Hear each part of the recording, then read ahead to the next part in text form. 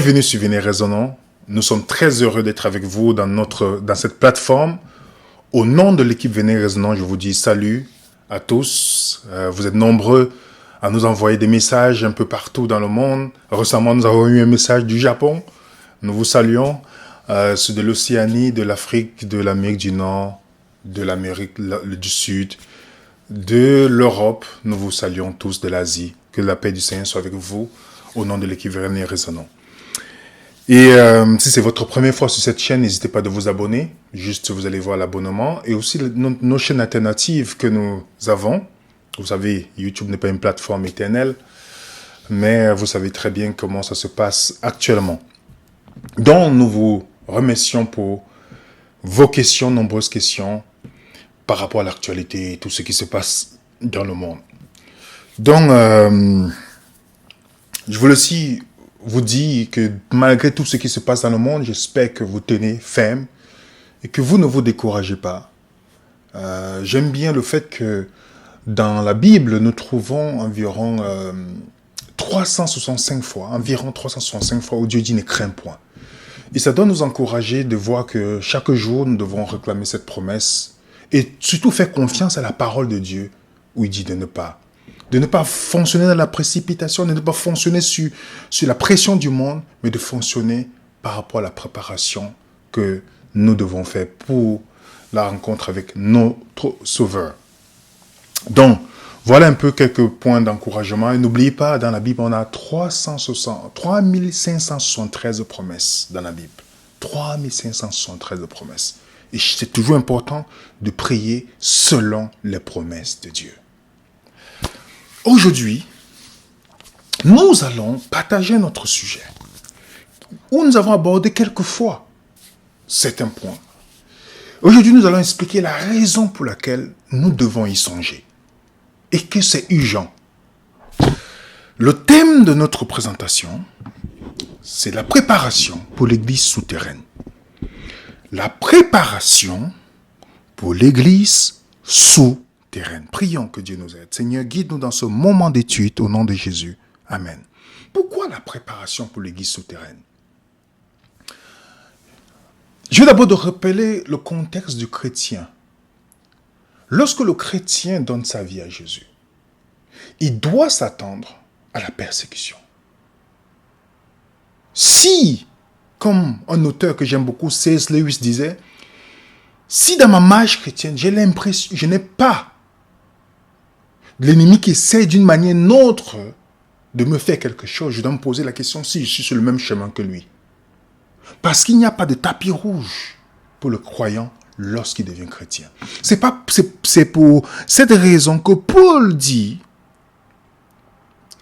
or tous ceux qui vivent pieusement, pas ceux qui vivent seulement, mais qui vivent pieusement en Jésus-Christ, seront persécutés. Lui-même, Paul en a subi. Dans Actes 14, verset 22, il dit, fortifiant l'esprit des disciples, les exhortant à persévérer dans la foi. Et disant que c'est pas beaucoup de tribulations qu'il nous faut entrer dans le royaume de Dieu. Pas beaucoup de tribulations. Donc le croyant doit s'attendre à la haine. Pas de détester les gens qui vont le haïr, le gouvernement, tous. Non, ils sont juste des agents de l'ennemi. Parce que ne nous trompons pas l'ennemi. Ce n'est pas ceux que nous voyons physiquement qui sont nos ennemis. Ils sont juste des agents utilisés par l'ennemi pour nous oppresser. Dans Matthieu 10, vous serez haïs de tous à cause de mon nom. Mais celui qui persévérera jusqu'à la fin sera sauvé. Je suis désolé d'entendre certaines personnes s'appeler apôtres, prophètes, tous ces noms que juste pour embellir ce qu'ils font, de vous promettre la richesse et la vie en abondance physique. Parce que la vie en abondance, c'est être heureux dans la conception chrétienne, c'est un état d'esprit. Ce n'est pas lié aux événements. Quand Jésus cite le sermon sur la montagne, il dit « Heureux les pauvres en esprit, heureux les débonnaires, car ils hériteront la terre. » Il parle d'un état d'esprit plus qu'un événement. Donc il y a certains qui sont dans l'évangile de la prospérité, qui vous promettent que si vous avez la foi, vous allez avoir la Mercedes, et si vous n'en avez pas, ça veut dire que vous n'avez pas la foi. Et ça, c'est un poison dans le christianisme aujourd'hui. Alors Dieu détestait Paul. Dieu détestait Jésus. Dieu détestait les apôtres qui, par des tribulations, n'avaient même pas où mettre la tête. On a posé la question à Jésus. Le Fils de l'homme n'a pas eu où mettre la tête.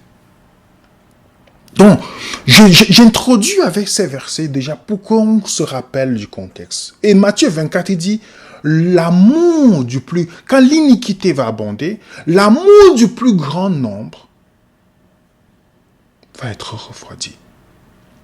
Le Seigneur nous dit déjà que nous devons nous attendre à des réactions de plus en plus hostiles à l'égard des croyants.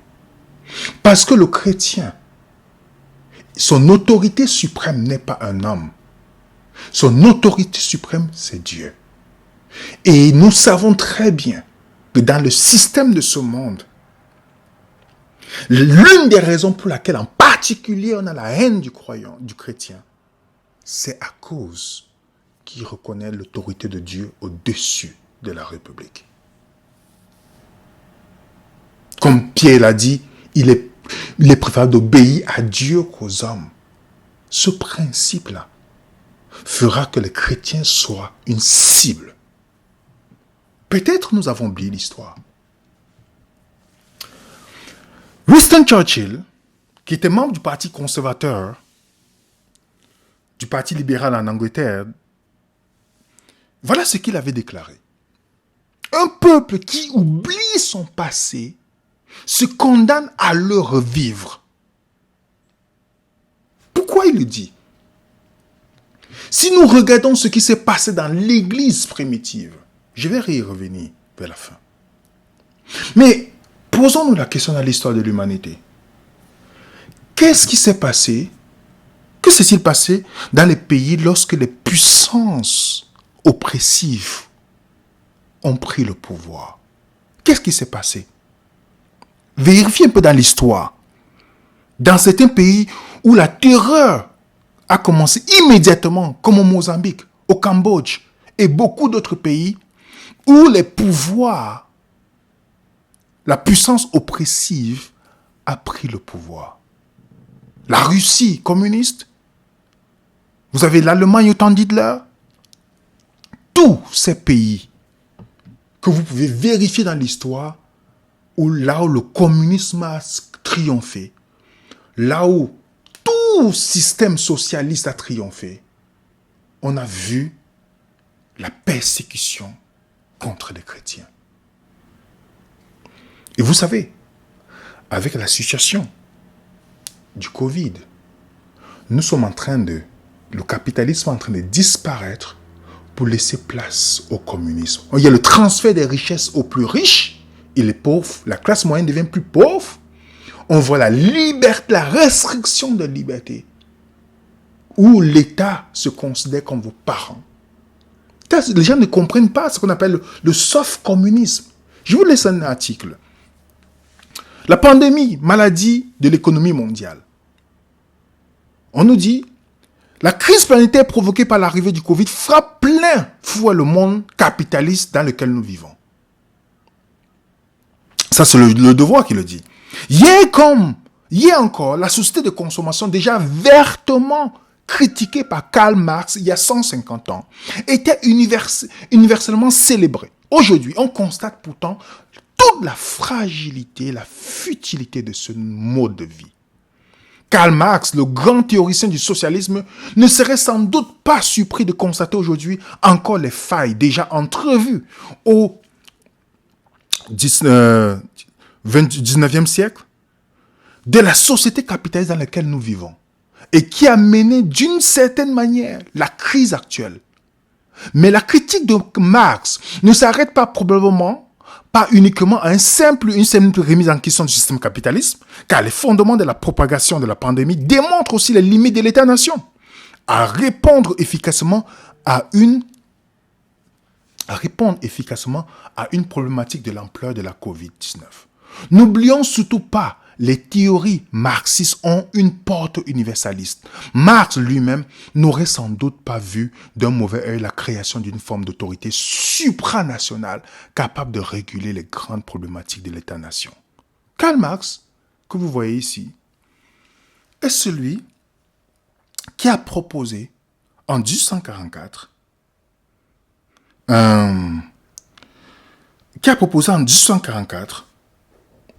un livre qu'on appelle le Communisme Manifesto, où il a proposé un type de système de société. Ce système de société qu'aujourd'hui, vous connaissez le communisme. Et il dit, le communisme est l'énigme de l'histoire résolue. Il se sait être cette solution. Nous sommes en train de revenir à ce que Karl Marx avait proposé pour cette société et que beaucoup de gouvernements utilisaient et dont nous sommes en train de revenir. Le capitalisme est en train de disparaître et nous faisons place à la théorie. Pas à la théorie, au communisme. Et nous allons essayer de voir quelques idées. Avant de plonger dans notre... C'est très bien de voir l'histoire. Où vous allez voir pourquoi le communisme. Vous allez voir aujourd'hui, dans le monde aujourd'hui, on est en train de tourner vers là.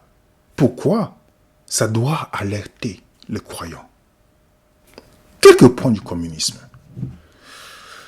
Déjà, l'un des points, c'est la centralisation du pouvoir dans le communisme. On a une centralisation du pouvoir. Et qui devait nous poser la question, comme on a vu aujourd'hui, il y a les gens qui ont pris les décisions que vous n'avez jamais votées. L'OMS, les Nations Unies, et beaucoup de personnes, les cabinets qui ont décidé des politiques. Vous n'avez jamais voté ces gens.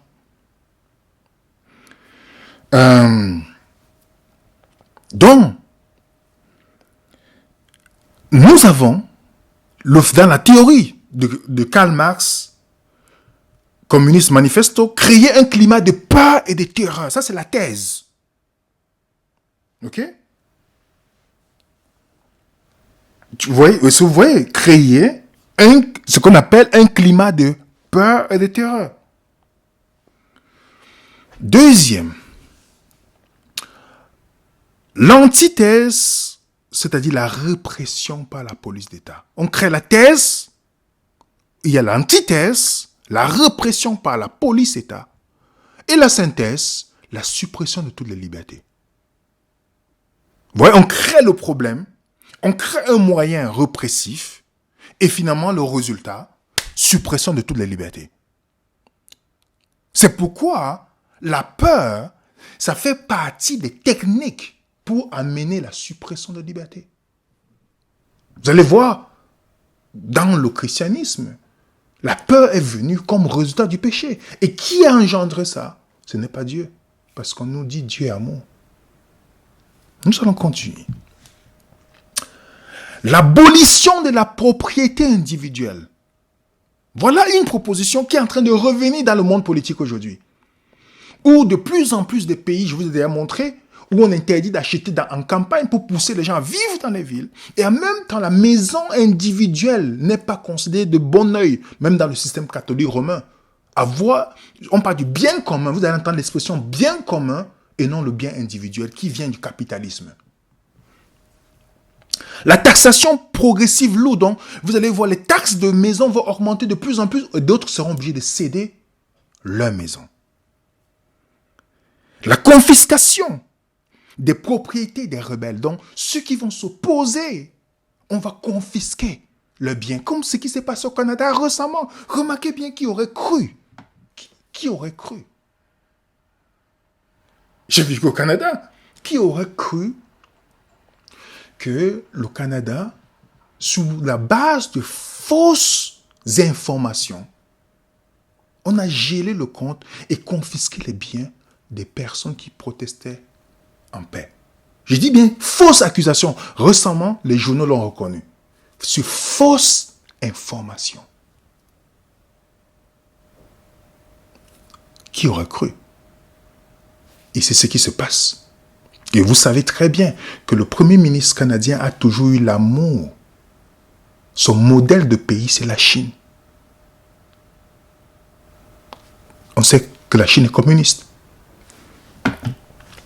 La centralisation des crédits dans la banque nationale. À l'époque de Karl Marx, il ne pensait pas à la crypto-monnaie de contrôler l'argent électronique. Mais on est en train de revenir sur ce point, les amis. Donc, récemment en Espagne, ils ont voté une loi pour... On dit, en Espagne, les socialistes, qui sont en même temps les communistes, veulent en finir avec la propriété individuelle et les CDI. Donc bientôt, ça ne sera plus le cas en Espagne et ça va progresser dans plusieurs pays. En France, on dit, une réforme du droit de propriété va-t-elle obliger les propriétaires à payer un loyer à l'État?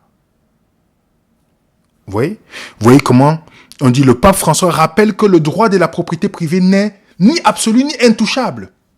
Pourquoi? Parce que dans l'agenda, c'est prévu du forum économique que vous ne posséderez rien et vous serez heureux. Vous comprenez bien ce qu'ils disent, hein?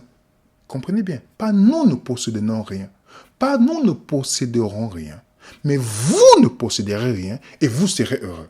Parce que qui va posséder? Ce sont eux. Ça fait partie du communisme. Il y a une classe riche et il y a une grande majorité de pauvres qui dépendent du gouvernement.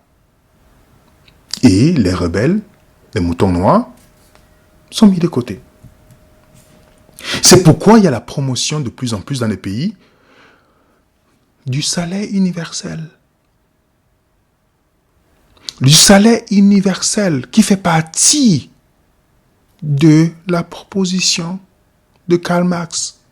Vous avez l'Assemblée nationale ouvre le débat sur le revenu universel en France. Au Kenya, on parle de salaire, du revenu universel. Au Togo, du revenu universel. On dit la majorité des Canadiens appuient le revenu minimum universel. Le modèle de revenu universel dans les pays de Golfe. Pourquoi le revenu universel et comment le financer? Donner à chacun l'assurance de ne pas devenir pauvre. Le pape fervent défenseur du revenu universel. Le pape défend l'idée d'un revenu universel pour l'après-Covid. Le plaidoyer du pape pour le revenu universel. Le pape favorable à un revenu universel de base. Face au Covid, 19 présents départements veulent un revenu de base. De plus en plus, dans les journaux, vous voyez, aux États-Unis, en Angleterre, on voit de plus en plus le revenu universel. Pourquoi? Parce que dans le système du communisme, on doit appauvrir. Vous savez, l'inflation va venir. Toutes ces choses-là, au point où les gens vont crier après. On crée le problème. On a déjà préparé la solution. Elle est extrêmement chaude. Et nous allons réclamer cette solution. Est-ce que vous voyez comment on revient sur ce que Karl Marx. Et vous avez le transfert des fortunes. Comme on est en pleine pandémie, ce n'est pas possible qu'une minorité de personnes deviennent riches. Et ça ne pose pas de problème. Qui détient les médias en plus, qui doivent vous informer. OK? Pour continuer avec Karl Marx, ce sont quelques points. L'égalité du travail. Karl Marx, dans sa théorie, la femme et l'homme doivent aller travailler. Il n'y a pas d'éducation à la maison. Parce que c'est l'État qui s'occupe de l'éducation de l'enfant. Abolir les distinctions entre milieu rural. Donc, pas question de vivre dans les endroits retirés. Non. L'éducation gratuite pour les enfants. Et tous les pays qui ont mis en application. Par Karl Marx qui disait la religion est l'opium du peuple. Il avait la haine contre la religion. Surtout le christianisme. Regardez l'histoire de Karl Marx. Tous les pays, Lénine, Staline, Mao, tous ces endroits, tous les pays où le rejet de Dieu était considérable, qui ont endossé le communisme, communisme, socialisme, on a eu beaucoup plus de morts. Mao a tué, c'est quand officiellement 78 millions de personnes. Staline, 23 millions. Hitler, 17 millions. Regardez, tous ces pays, la plupart ont versé énormément de sang. Et l'un des points, parce que ce qui nous intéresse dans le communisme, c'est quel est le rapport avec l'église souterraine. Alors pensez à des pays où le socialisme, le communisme, comme Hitler, national, socialisme, tous ces pays où il y a ce pouvoir répressif. Quel était l'objectif? Voilà ce que Lénine dit. Nous ne croyons pas en Dieu. Nous rejetons toute moralité basée sur des concepts extra-humains, extra-classiques. Ça, c'est Lénine qui déclare cela en 1920, dans le 3e congrès de Pan-Russe, de la Ligue des jeunesses communistes de Russes. Voilà ce qu'il déclare en 1920.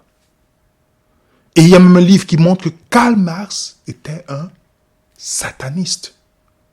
Vous lisez ses poèmes, il fait éloge à Satan. Donc, il y a quelque part de détester principalement le Dieu de la Bible.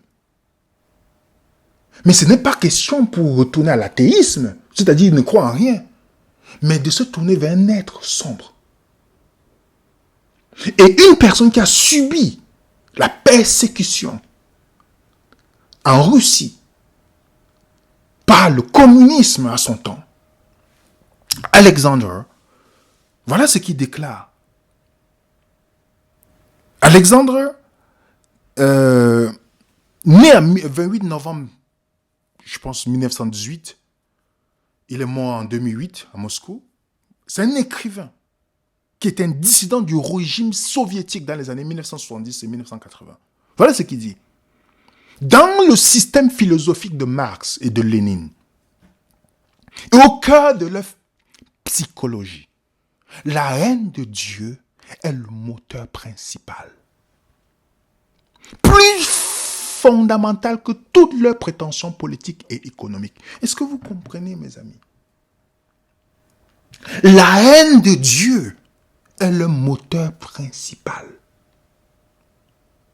Tous ces systèmes que vous voyez politiques, on met dedans, les gens, oui, on va créer la monnaie pour pouvoir faciliter, pour qu'il n'y ait pas de fraude, on va faire la monnaie électronique. Non, non, non.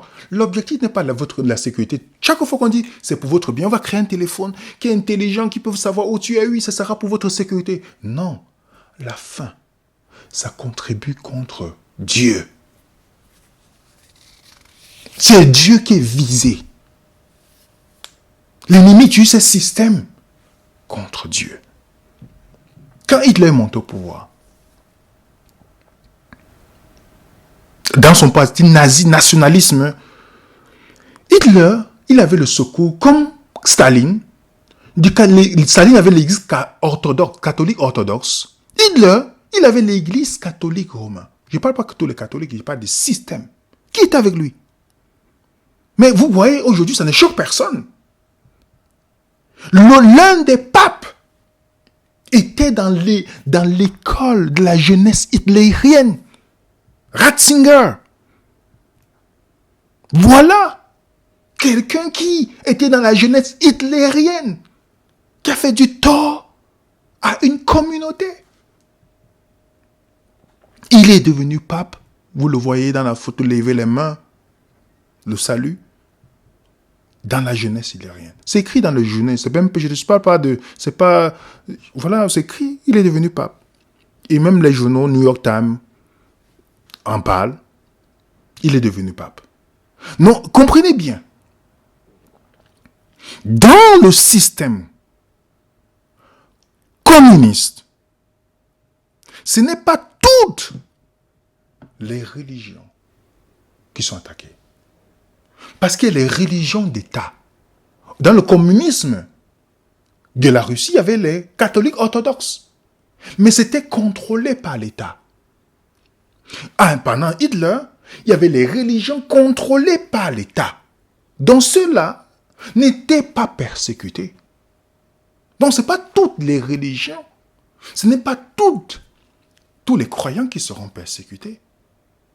Si votre croyance n'est pas alignée à celle de la religion d'État, vous êtes considéré comme ennemi.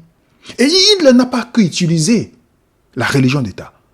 Il a utilisé aussi les médecins pour accomplir son dessein. Vous pouvez voir. Il a compris, les Juifs étaient exclus, les médecins piliers du nazisme. Ils ont une maladie, on a mis les gens de côté, l'histoire se répète. Médecin nazi, un hôpital veut affronter son passé. Parce qu'il est aussi la médecine pour imposer.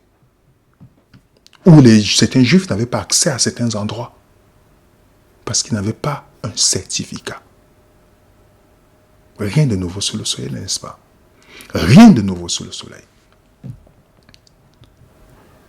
Et c'est pourquoi dans le plan du Forum économique mondial, on dit bien mondial, universel.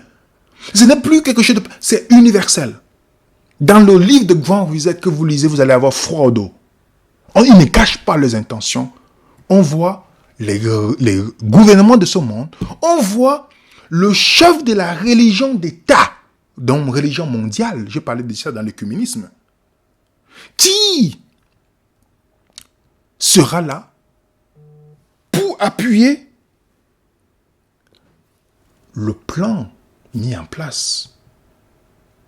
Vous avez les réunions œcuméniques organisées par ce pape qui est le garant de la religion mondiale. Vous avez les réunions bouddhistes, hindouistes, chrétiens, protestants, musulmans, judaïstes. Ils multiplient le travail dans l'œcuménisme. Vous avez une vidéo. La mayor parte de los habitantes del planeta se declaran creyentes. Esto debería provocar un diálogo entre las religiones. No debemos dejar de orar por él y colaborar con quienes piensan distinto. Confío en Buda. Creo en Dios. Creo en Jesucristo.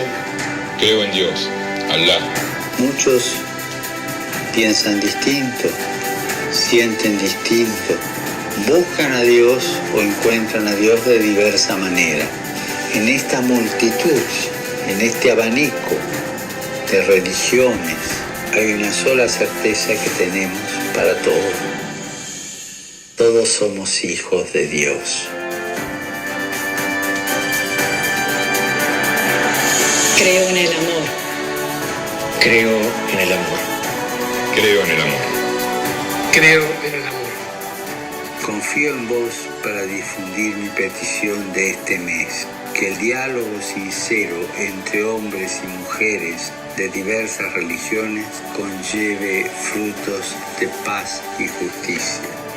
Confío en tu oración. Cette vidéo-là, vous la connaissez, cette vidéo. Et vous savez très bien que la mission du pape, comme le cardinal Guerrero l'avait dit, la mission du pape, c'est d'unifier le monde.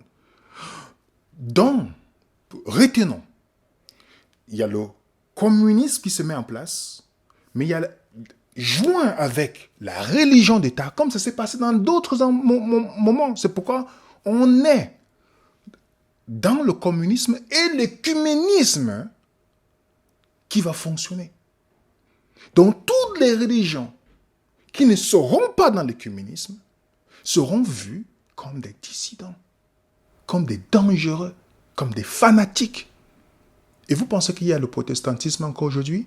Je vous ai parlé de ça, je vais seulement faire un rappel. Que si votre religion, votre dénomination dans l'œcuménisme, ne pensez pas qu'elle sortira. Ne pensez pas du tout. Je vais vous montrer quelques petits points. Alberto Rivera, qui est un jésuite, ancien jésuite espagnol, et qui avait quitté le catholicisme et qui a été assassiné, dans son interview qu'il avait donnée, voilà ce qu'il déclare. Docteur Rivera a expliqué que sous le serment d'extrême des jésuites, On lui avait dit qu'un signe devrait être donné au Jésus du monde entier, lorsque le mouvement œcuménique avait réussi à anéantir le protestantisme. En vue de la signature d'un concordat entre le Vatican et les États-Unis, le signe devrait être lorsqu'un président des États-Unis a prêté serment devant l'obélisque. Donc, ils avaient déjà reçu tous les consignes que quand vous allez voir ce président faire un serment devant l'obélisque, sachez que le protestantisme est terminé. Ce sera seulement de non. Et qu'est-ce qui s'est passé? Le 20 janvier 1981, pour la première fois, un président américain, Joe Rogan, a prêté serment devant ce monument. Ça montrait ainsi la confirmation que le protestantisme est terminé. Et vous savez très bien que c'est à cette période, qu'il y a eu ce qu'on appelle l'Alliance sainte entre les États-Unis et le Vatican. Et quelques années plus tard, il y a cette signature où vous retrouvez toutes les dénominations qui ont adhéré à l'œcuménisme, qui sont protestants de nom et non dans les faits. Ce document est encore disponible, vous tapez seulement baptême, Eucharistie, ministère. Vous allez voir toutes les dénominations, je vais citer. Vous avez les orthodoxes, vous avez les orientales orthodoxes, vous avez les catholiques romains, vous avez les luthériens, les anglicans, les réformés, les méthodistes, les baptistes, les adventistes, les pentecôtistes, les unites, les églises unies. Toutes ces églises ont signé ce document pour accepter le baptême catholique, l'Eucharistie. Ils ont tout signé. La Bible te dit, Amos 3, verset 3, 2 personnes ne marchent pas ensemble sans être en accord. Et quel est l'objectif maintenant de cette dénomination? C'est de maintenir des personnes, le contrôle de ces personnes, soumis à l'autorité. Vous allez entendre par exemple un pasteur vous dit, vous ne devez pas critiquer le pasteur, il est loin de l'Éternel. Ça, c'est la même méthode utilisée dans le système catholique romain, où les gens ont peur d'un homme parce qu'il a parlé de la Bible. Même pas la Bible, de la tradition. Donc, l'écuménisme est tout, et ce n'est pas terminé.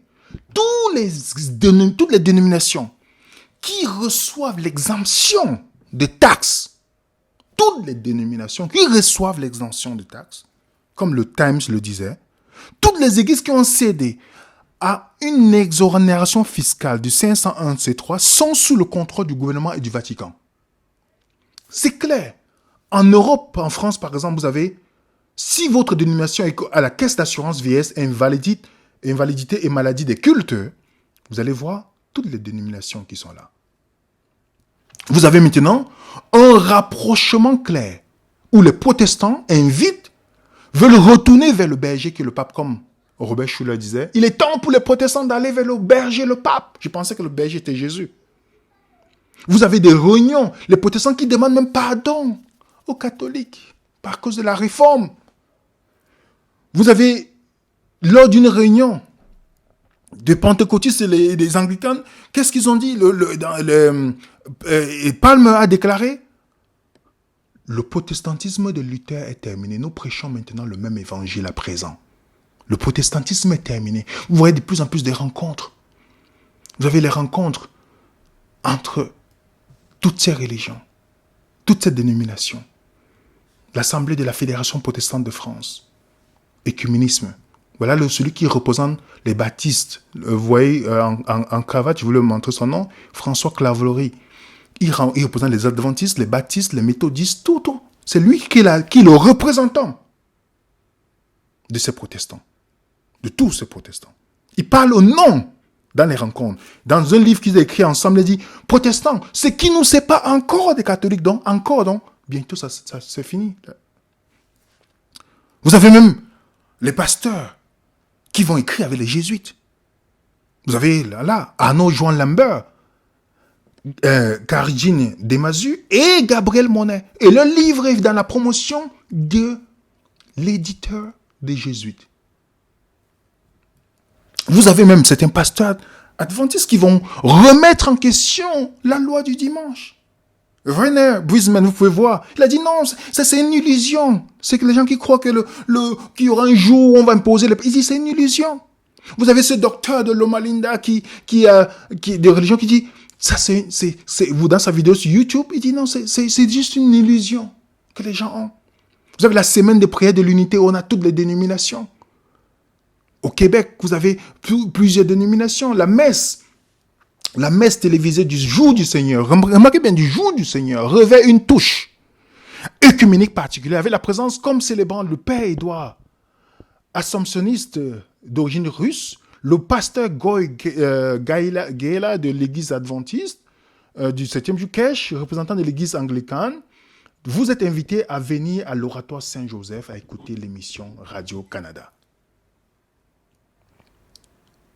Est-ce que vous voyez qu'on est en train d'avancer? Vous avez les messes écuméniques où on prend l'Eucharistie, vous avez les pasteurs adventistes, protestants, tout ensemble. Vous avez même dans une réunion, dans la salle des jésuites, on a une réunion écuménique. Dans la salle, ceux qui connaissent l'histoire des jésuites, dans la salle, vous voyez Adra, vous voyez un représentant de chaque dénomination, et de plus en plus, ces dénominations s'éloignent de l'objectif.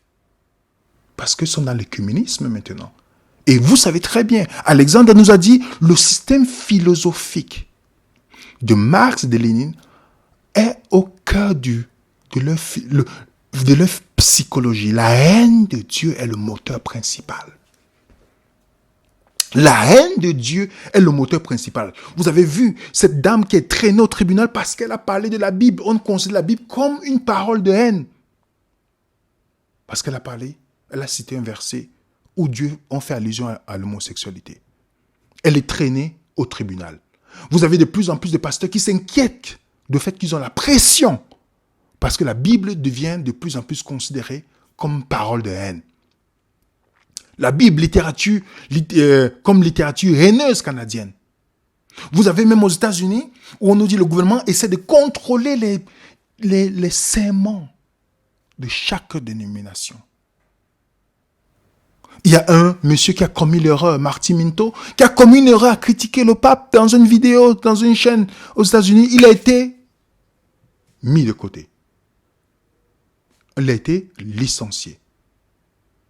Vous avez un joueur de rugby qui a perdu un contrat de plusieurs millions parce qu'il a seulement cité la Bible. Il a perdu le contrat. Le Rwanda qui ferme de plus en plus de bâtiments. On voit la persécution des chrétiens. Au Cameroun, par exemple, où on avait les églises qui étaient, les bars qui étaient ouverts, mais les églises fermées. Quand je dis église, les bâtiments, hein. Vous avez de plus en plus, à Los Angeles, en Californie, beaucoup de pays où on a fermé les églises. Vous avez par exemple une dame qui s'est offusquée dans le journal local en Nouvelle-Zélande parce qu'elle a reçu un document qui parlait de la loi du dimanche. Ce document que vous voyez. Et c'est un document qui est distribué par une dénomination dont le pasteur adventiste a dit qu'il ne recommande pas ce livre. Pourtant, c'est cette dénomination qui a commencé à distribuer ce livre. Vous avez de plus en plus certaines églises qui ne veulent pas que les gens, qui soutiennent l'extension du certificat obligatoire. Vous avez des signatures aux États-Unis sur les lois pour protéger, donc prendre la haine contre un groupe minoritaire. Vous avez de plus en plus des responsables que les gens, parfois on voit des vidéos, je ne comprends pas, qui parlent de l'écuménisme. Ils se mettent ensemble. It is our commitment to humanity. It is our brotherhood that is stronger and that will ultimately defeat the virus. What's absolutely amazing about what we're seeing today is that it's not just churches serving churches or Christians. It's not just mosques serving Muslims. It's not just temples serving Jews or Buddhists or Hindus. In fact, it is all of them serving all human beings. Namaskar. There is a virus in the air, but there should not be virus in our minds. We should not be stressed, not react. Instead, we should reflect and introspect. During this crisis, Sikhs are guided by our principles to recognize the oneness in humanity and to live in Sarbat Dapala, to live to serve for the well-being of all. We're calling our loved ones and members of our community who are alone, and we're even finding ways to pray with someone who had to perish. Est-ce que vous voyez, on a toutes les religions lors du Covid qui sont mises ensemble. en disant non, on doit être un. On doit être un. C'est ça qui est important. On laisse les différences de côté. L'écuménisme, la vérité est mise de côté pour l'unité. Une unité sans la vérité, ce n'est qu'une conspiration, les amis. Parce que quand Jésus dit dans Jean 17 d'être un, il a dit d'être sanctifié par la vérité, qui est sa parole. On a par exemple le ministre français qui a dit « Aucune loi n'est supérieure à celle de la République ». Ça devait pousser les gens à réfléchir. La loi de la République supérieure à la loi de Dieu. Alors, qu'est-ce que l'histoire nous enseigne? Pourquoi les vrais croyants, je dis bien, je précise, les vrais croyants vont retourner à l'église souterraine, c'est-à-dire l'église primitive? Tout ce qui se met en place, c'est contre Dieu. Et contre les vrais croyants, pas les croyants qui vont adhérer à l'écuménisme, contre les vrais qui vont décider de marcher avec Dieu comme la seule autorité suprême. Parce que quand je parle d'église, les gens pensent au bâtiment. Voilà ce qui vient dans la tête des gens quand on parle d'église. Mais c'est pas ça l'église. Vous pouvez regarder la vidéo, on a expliqué. Les bâtiments sont venus grâce à ce monsieur. Je dis malheureusement à cause de ce monsieur Constantin. Constantin a mené des réformes qui ont l'impact dans le christianisme jusqu'à aujourd'hui. Il a changé que le leadership est dirigé par des gens professionnels, donc pasteurs. Le mot pasteur que vous voyez dans les églises, ça n'existe pas dans la Bible. Quand on regarde le pasteur dans la Bible, dans le Nouveau Testament, ça paraît combien de fois dans la Bible? Allez vérifier, vous allez voir, même pas plus de 2 fois. On parlait plutôt d'ancien, une direction collégiale, pas pyramidale, comme on voit aujourd'hui. Il a changé l'emplacement, donc on a maintenant les rencontres qui se faisaient dans les maisons, qui ont été transférées dans les bâtiments publics. Vous avez le jour du repos qui a été changé, pas Constantin. Beaucoup de gens défendent le jour, mais ils ne savent pas que c'est l'inspiration de Constantin. Vous avez la dîme aujourd'hui, que les apôtres n'ont jamais demandé quoi que ce soit, ils ont pris l'offrande volontaire, mais qui est revenu grâce à Constantin. Donc les gens essaient de justifier aujourd'hui, pourtant, il n'y a aucun texte où Jésus a réclamé. Et si vous voulez le débat là-dessus, nous sommes ouverts à un débat public, Bible à main. Bible à main. Ok? Il n'y a pas de problème. Vous avez même les articles qui vous disent que comment les bâtiments publics ont commencé. On te dit Constantin. Ce qui fait que, malheureusement, à cause de Constantin, les chrétiens, la Bible a été retirée entre les mains des chrétiens et on est devenu comme des spectateurs. Donc on pense que la cause de Dieu, c'est pour une minorité de personnes.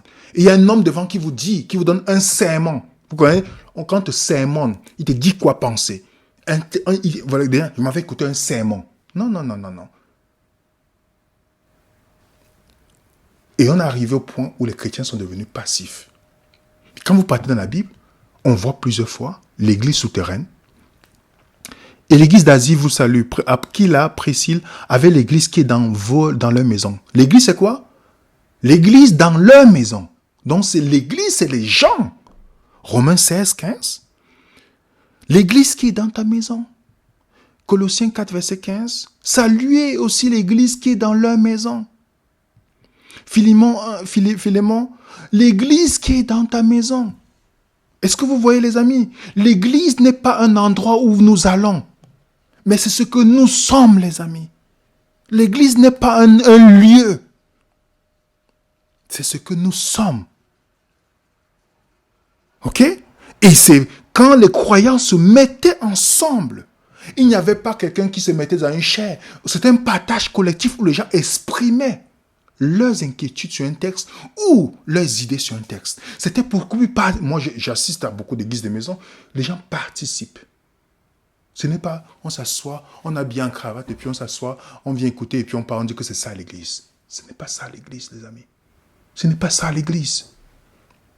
Quand Paul dit n'abandonnez pas votre assemblée, il parle des gens avec qui tu t'assemblais dans ce moment-là parce qu'il n'y avait pas de bâtiment public. Et je ne suis pas toujours d'accord avec Billy Graham, mais il avait dit quelque chose qui sonnait comme une prédiction. Voilà ce qu'il disait. En 1965, des multitudes de chrétiens au sein de l'Église se dirigent vers le point où ils peuvent rejeter l'institution que nous appelons Église. Ils commencent à se tourner vers des formes de culte plus simplifiées. Ils ont soif d'une expérience personnelle et vitale avec Jésus. Ils veulent une foi personnelle réconfortante. À moins que l'Église ne revienne rapidement à son message, son message où la Bible faisait l'autorité, nous pouvons assister au spectacle de millions de chrétiens sortant des églises institutionnelles pour trouver la nourriture spirituelle. Et c'est ce qui s'est passé Dieu a permis que grâce au Covid, les gens commencent à étudier par eux-mêmes. Ce qu'ils n'ont jamais. On a vu des messages que les gens disent, ça fait 50 ans qu'ils sont dans un bâtiment, ils n'ont jamais appris. Même un point sur le sanctuaire. Dieu a permis. Et un autre auteur, qui a écrit, George Barnes, qui a écrit un très bon exposé par rapport à ça, il dit, bien plus de 20 millions de personnes ont quitté l'église pour aller trouver Dieu. C'est parlant des bâtiments. L'état d'esprit révolutionnaire est simple. Faites tout ce qu'il faut pour se rapprocher de Dieu et aider les autres à faire de même. Effacez tout obstacle qui vous empêche d'honorer Dieu à chaque respiration que vous prenez. Soyez un exemple si remarquable de la foi chrétienne que personne ne peut remettre en question votre cœur ou votre style de vie, à l'exception de ceux qui considèrent la survie institutionnelle comme tout aussi plus importante que l'influence présumée de l'institution qu'ils défendent. Ou plus succinctement, la révolution consiste à reconnaître que nous ne sommes pas appelés à aller à l'église, nous sommes appelés à être l'église.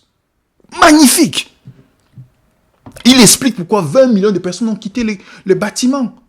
Les gens ne veulent plus un obstacle, un homme entre eux et Dieu. Ils veulent avoir une relation personnelle avec Dieu.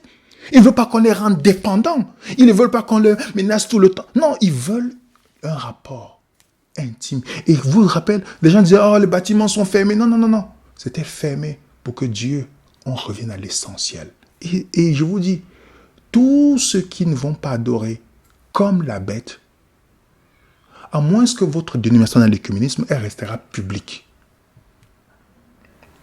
J'ai mis un autre auteur qui dit aussi, que ce soit en lieu désolé, dans le désert ou dans la ville enfermée entre les murs, là où se trouvent réunies 2 ou 3 personnes qui aiment et observent ses commandements, Jésus préside. L'auteur continue en disant, il n'y aura pas mis le peuple du Seigneur un tel renouveau que la piété primitive qu'on n'en a pas vu depuis le temps apostolique, l'esprit et la puissance de Dieu seront déversés sur ses enfants. À ce moment-là, beaucoup se sépareront de ces églises dans lesquelles l'amour de ce monde a supplanté l'amour pour Dieu et sa parole. Beaucoup parmi les ministres que parmi le peuple accepteront avec joie les grandes vérités que Dieu a fait proclamer à ce moment pour préparer un peuple à sa seconde venue. Vous comprenez que là où l'amour du monde a supplanté la parole de Dieu, les gens qui vont se séparer parce qu'ils veulent aller directement, il y a les gens qui vont écouter le message mieux dans ces endroits-là. Dans ces endroits.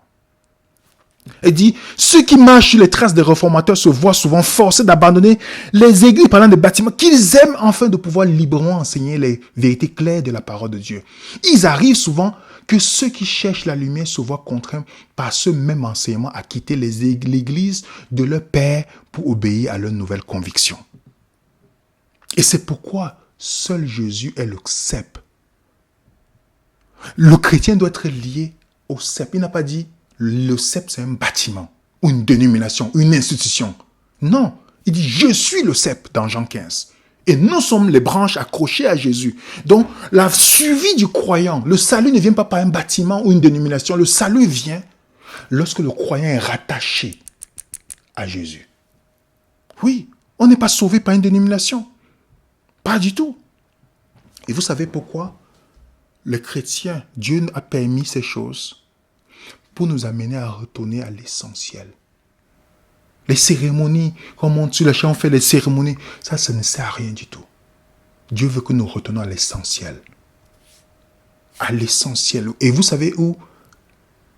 Depuis des décennies, où il y a beaucoup plus de conversions, ce n'est pas dans les bâtiments publics. C'est dans l'église souterraine. En Chine, par exemple, régime communiste, où on est persécuté en tant que chrétien. C'est là où il y a de plus en plus de conversions. Je vous donne seulement un exemple, avant de lire l'article. Lorsqu'on vous invite en Chine prêcher, vous savez combien de sermons on vous demande pour le week-end? Parce que la semaine, les gens sont occupés. Ils vous demandent combien de messages? environ 20 à 25 messages. 20 pour samedi, pour vendredi, samedi. 20 messages. Vous savez comment les gens font? Après chaque message, 5 minutes pour prier, pour demander à Dieu d'aider à appliquer ce message, et on recommence. Pour seulement le week-end. Aujourd'hui, quand vous faites même 1 heure de présentation, les gens sont là fatigués, mais quand ils sont devant Facebook et tout ça, le Netflix, tout ça, les yeux sont ouverts. 20 messages. Les gens vous chérissent la Bible là-bas. Et c'est là où il y a la conversion, là il y a la persécution incroyable. On a de plus en plus de conversions. Le gouvernement ne peut pas contrôler l'église souterraine. Je vous lis. Fondé en 1993, dans une maison par un petit groupe de croyants, la congrégation de Chouan compte aujourd'hui plus de 1000 personnes. Lors de ma visite, un membre a expliqué pourquoi les fidèles préféraient l'église des maisons. Ils prennent Christ comme chef de l'église, avec la Bible comme seule norme morale. L'église dirigée par l'État est très influencée par la politique. Le taux de conversion du christianisme en Chine est stupéfiant. Il y avait environ 2 millions de chrétiens il y a 30 ans. Aujourd'hui, il y en a 23 millions. Statistiques officielles tirées dans l'église gérée par l'État. 130 millions, y compris les églises des maisons. Vous vous rendez compte? Et les gens, qu'est-ce qu'ils préfèrent dans ces... Il y a un documentaire qui a été fait par un missionnaire qui part dans ces endroits du communisme. Il dit, les gens préfèrent ces églises des maisons parce que Jésus est le chef.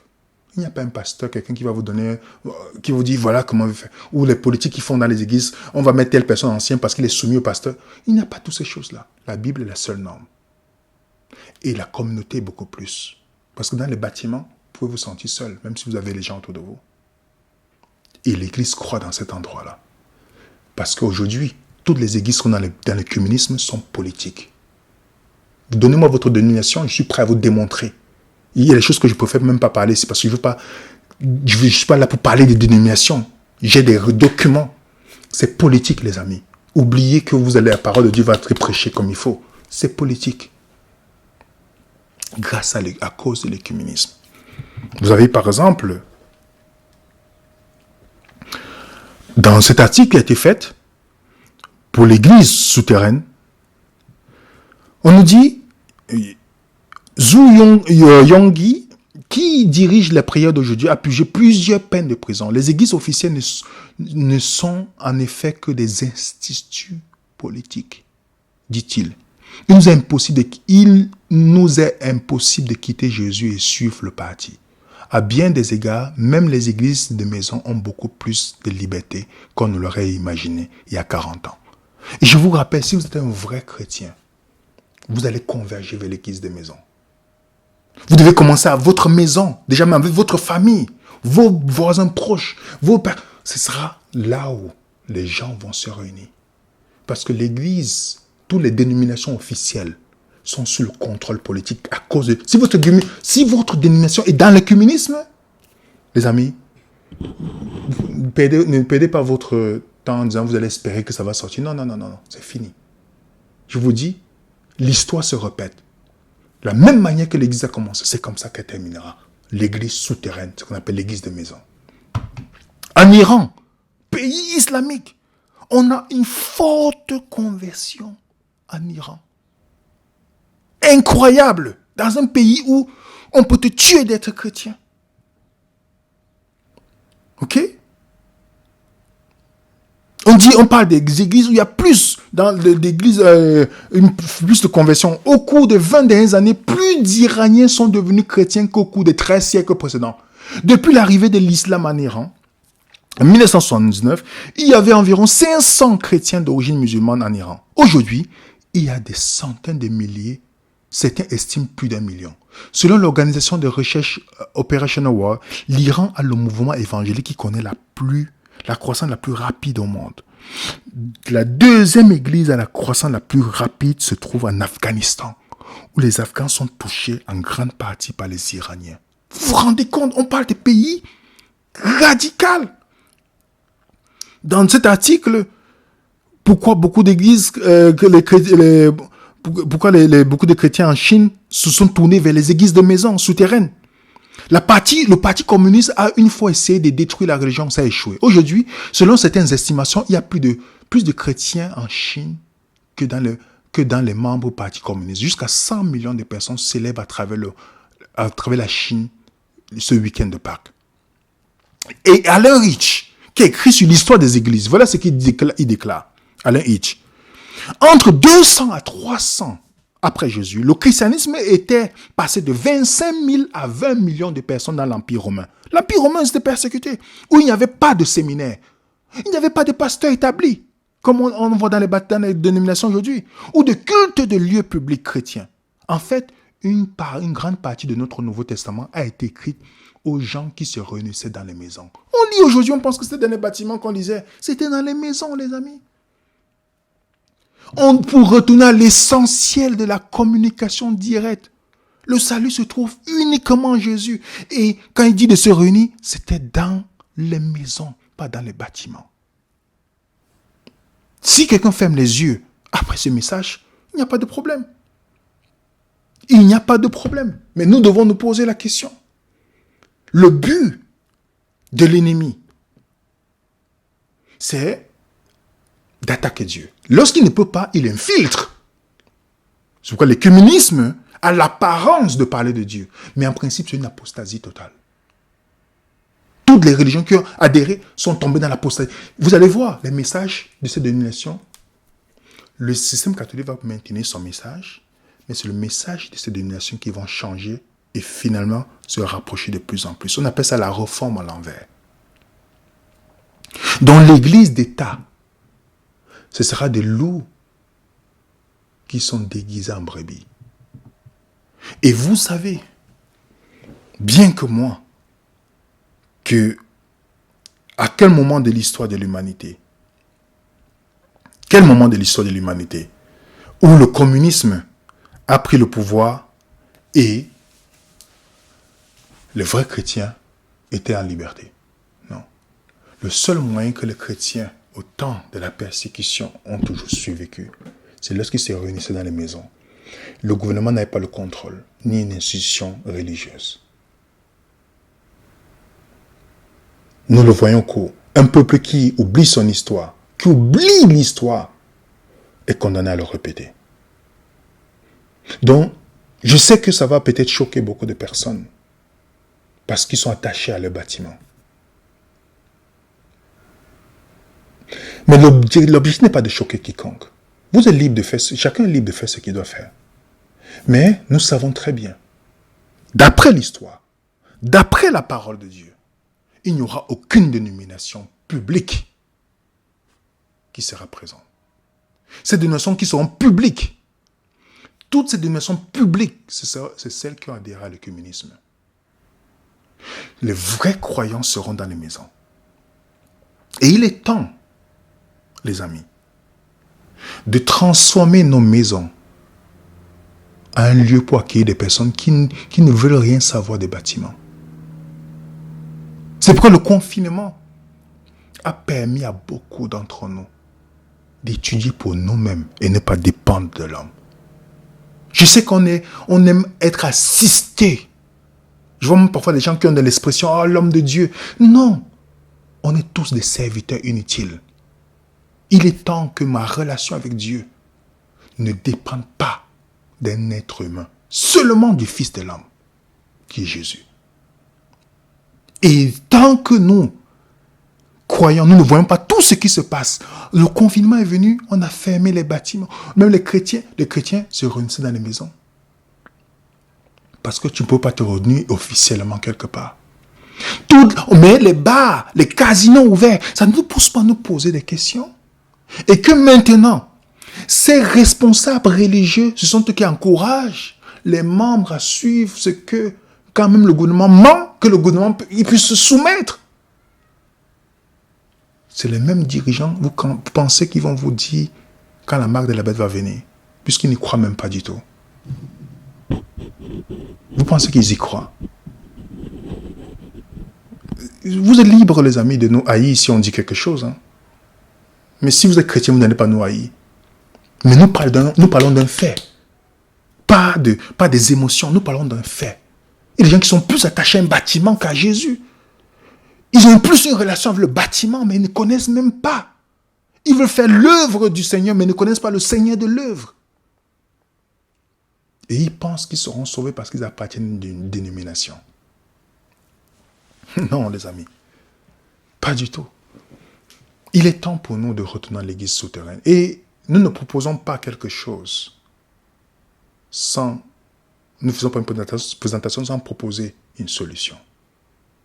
Pour tous ceux qui veulent savoir c'est quoi, comment faire une église de maison pour que mes voisins, pour que mes amis, pour que des personnes, pour inviter des personnes souvent à venir passer du sabbat ou aller même encourager ces personnes à sortir pour le sabbat pour aller faire du bien aux gens.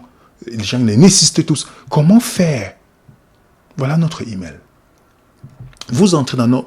Avec ça, vous donnez votre numéro de téléphone et l'identifiant de votre pays. On va vous mettre dans notre groupe Telegram ou WhatsApp.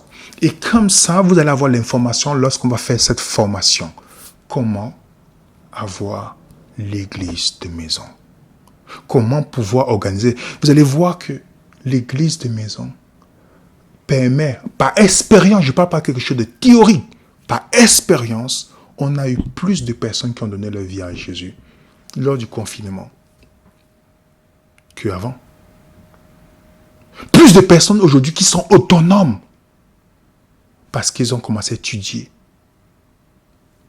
et ont les outils pour étudier pour eux-mêmes. Même des personnes qui n'étaient même pas intéressées du tout, qu'on ne pouvait même jamais imaginer, ont accepté les invitations dans les maisons que dans les bâtiments. Que Dieu puisse nous aider. Voilà notre email. Si vous voulez faire quelque chose, vous dites Seigneur, l'église primitive a commencé comme ça. Et nous savons que à la fin, on sera craqué, persécuté. Ça veut dire qu'on se réunira dans les maisons. Seigneur, qu'est-ce que tu veux qu'on fasse? Voici ma maison. Je n'ai pas acheté cette maison pour faire. Voici ma maison. Qu'est-ce que tu veux que je fasse? Est-ce qu'il y a des personnes que tu penses que je peux inviter? Une personne, deux.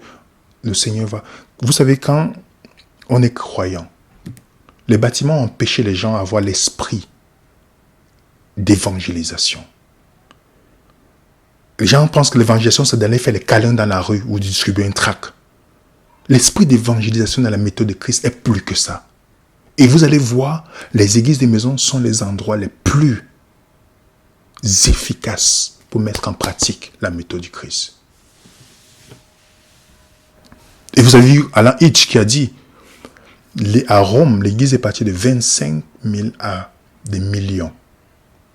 Il n'y avait pas de séminaire, il n'y avait pas de pasteur, il n'y avait pas de cours publics, non. Pourquoi? Parce que dans les maisons, c'était plus efficace, le témoignage était plus évident. Et les miracles étaient plus évidents parce que les gens se convertaient. Il y avait beaucoup de conversions. Et c'est comme ça que ça se multipliait. Et c'est comme ça que Constantin a su. Quand Satan a se servi de cet homme, qu'est-ce qu'il a fait? Pour casser ce mouvement, il a mis maintenant les bâtiments publics. Et ça a tué la croissance du christianisme. Que Dieu nous donne la sagesse et qu'il nous aide. Voilà notre email. N'hésitez pas donc à envoyer un mail. Que la paix du Seigneur soit avec vous. On se retrouve tout à l'heure sur notre Zoom. Et nous vous disons bon après-midi pour certains, bonne soirée. Que la paix du Seigneur soit avec vous. Au nom de l'équipe Venez Raisonner, je vous salue et je vous dis à très bientôt par la grâce de Dieu. Sur Venez Raisonner.